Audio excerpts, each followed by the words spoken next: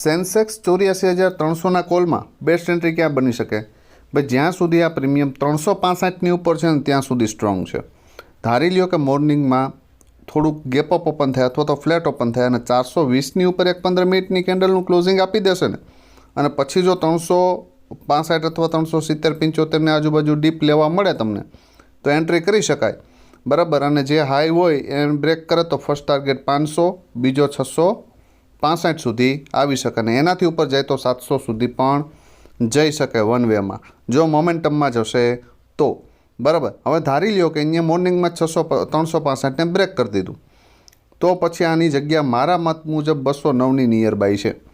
હવે આ એરિયામાં આવે, અહીંયા રેન્જ બનાવે, ક્યાંય પણ 190થી લઈને 209 સુધી ક્યાંય પણ રેન્જ બનાવે, રેન્જનું ડાઉન બ્રેક કરે ને ફરી ઉપર નીકળે ને તો સમજવાનું કે આ પ્રીમિયમે સપોર્ટ લીધો છે. આનો ફર્સ્ટ ટાર્ગેટ જો 209ને બ્રેક કરી દે ને પછી તો 365 સુધી આવી શકે.